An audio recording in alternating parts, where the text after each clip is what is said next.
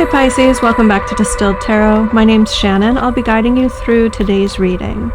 This is our daily reading for July 4th, 2025, and to my US viewers, I'd like to say, have a happy and safe holiday today. Enjoy the fireworks if that's your thing, and let's see what's going on with Pisces. We have Judgment in reverse to kick off your reading, which tells me that you've either just made a decision not to breathe new life back into some sort of past energy, or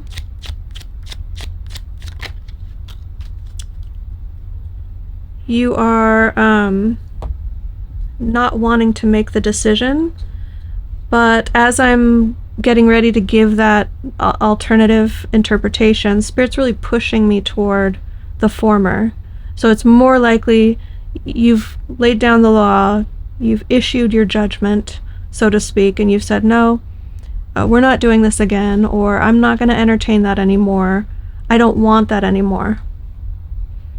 Your challenge being getting out. The Six of Swords has you collecting your thoughts, getting yourself out of these emotionally turbulent waters and steering toward calmer waters, a new shoreline, a new space that's going to be a blank slate sort of energy. So I think you're already on your way out, or your mind is made up to leave, and actually carrying out that plan is the challenge. Let's see what Pisces is focused on. Queen of Cups. Maintaining your own emotional well-being. Not letting anyone sort of shake you from that emotional center. Or sort of siphon your energy.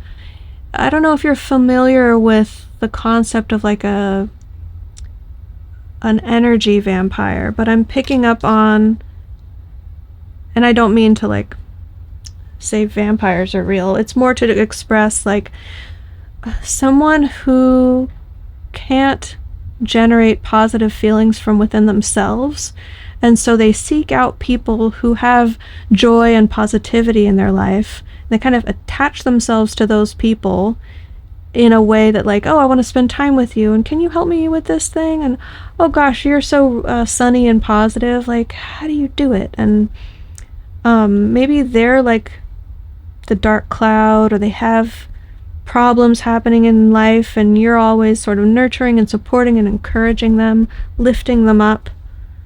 And the analogy with the tarot is like you're pouring out of your own cup to fill theirs.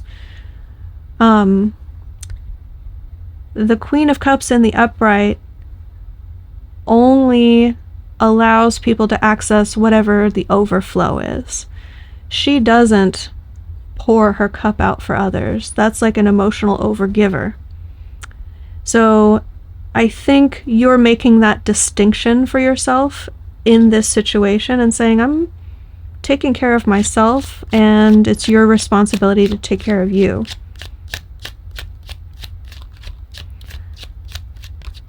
In the recent past, yep, we have that energy vampire. The King of Cups in reverse, someone who can't fill their own cup.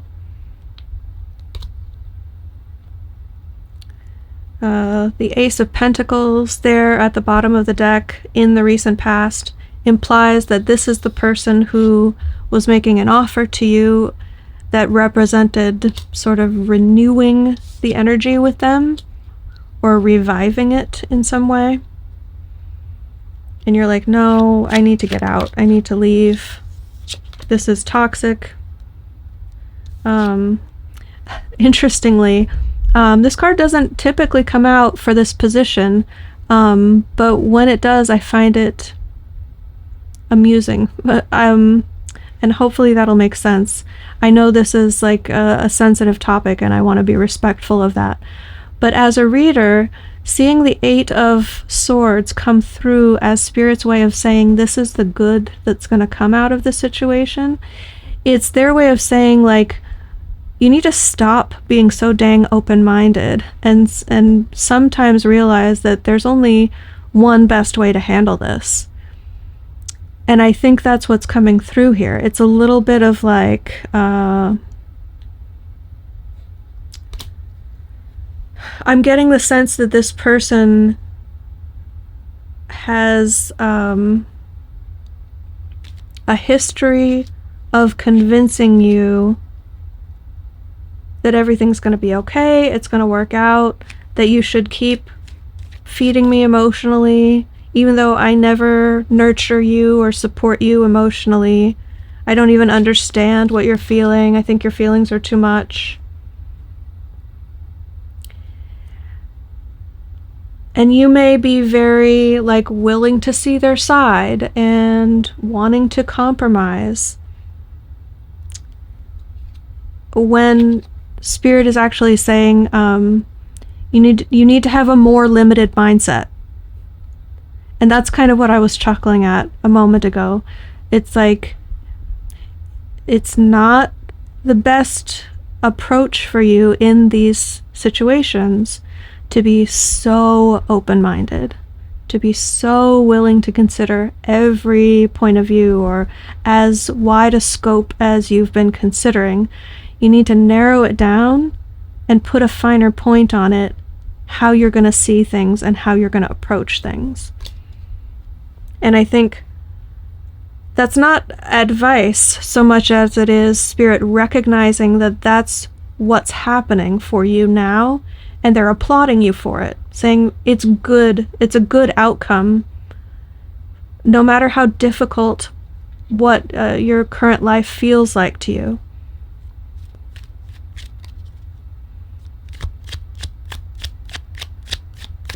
If you feel like you're becoming more callous or uncaring, Spirit's actually like, no, that's bravo, Pisces, good job. We want you to develop more in that direction. In the near future, we have the Three of Cups in reverse, which has you maybe not wanting to go out with friends as much, or not with the same friends anymore. If this is like a divorce or a breakup that we're talking about, maybe it's awkward or not, what's the word? Not possible for you to hang out with the same people anymore.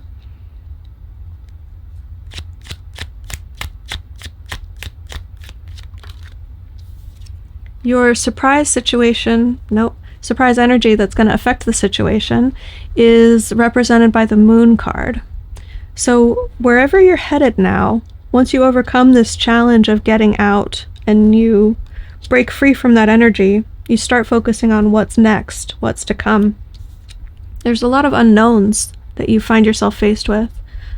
It's going to cause you to do a lot of introspection. The imagery in the Moon I'm being pulled to describe for you is the two wolves inside of us. I think it's this Native American story or parable. And I can't profess to know it in detail, but it's something along the lines of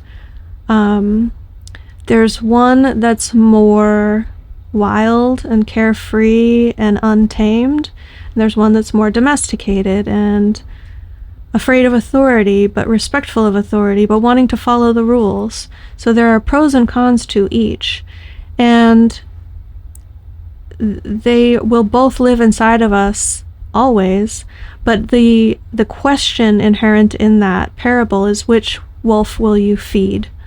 So which one is going to win? It all depends on which one you nurture, which one you feed, so to speak.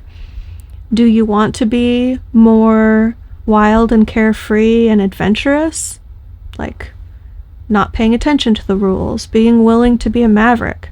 Or do you want to be more falling in line with the status quo of societal expectations? And there's no right answer here. It's more like an individual path that we each walk through these phases of our life when there's so much change, so much inherently unknown, that we kind of get to know ourselves better by how we meet the changing circumstances.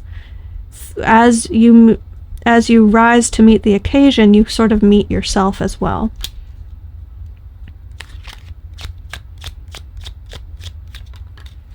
Your hopes and fears, we have the Ten of Pentacles in reverse. You're afraid of being financially unstable or never having the sort of standard of living that you're accustomed to again. And the end result is a lot of stress when you come to accept or deal with the fallout of the ending. So it will feel difficult as you're going through it. This is restless nights, losing sleep, grief, emotional or mental distress. And in context of this reading, it feels like actually a healthy evolution because you're facing the things that need to happen, accepting it, but you're going through that necessary step of,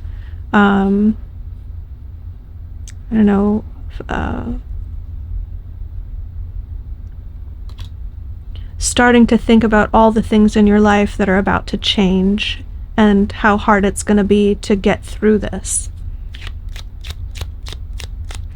What advice do we have for Pisces?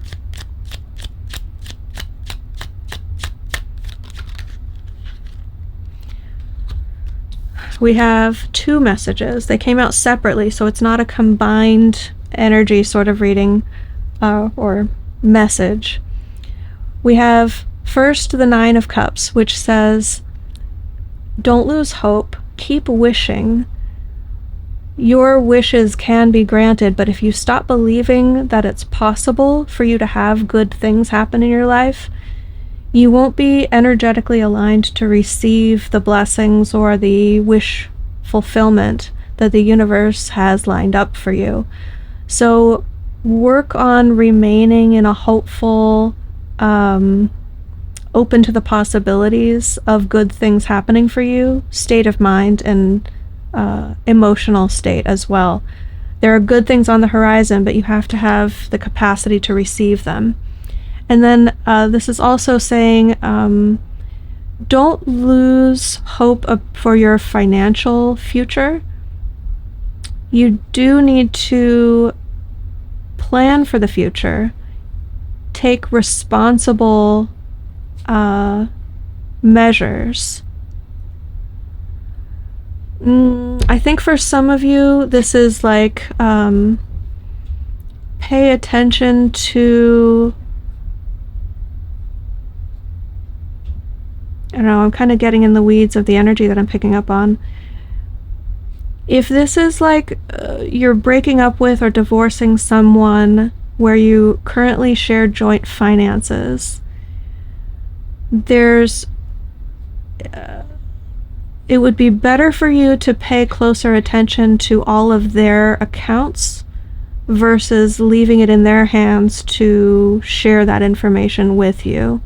So if that means that you have to hire a lawyer, or I don't know how else you would access information about their accounts that they're not forthcoming with.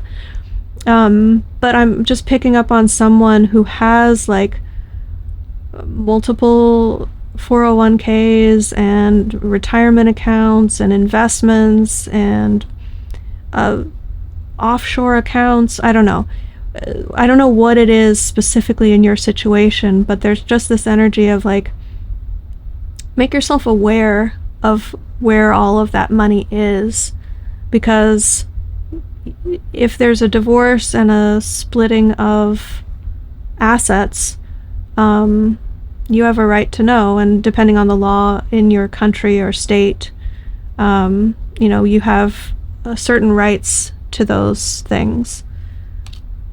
Don't just assume that your partner or soon-to-be ex-partner is going to be forthcoming with that. So Pisces, I'm going to leave it there. I hope that helped. Have a good day, and I'll see you back tomorrow.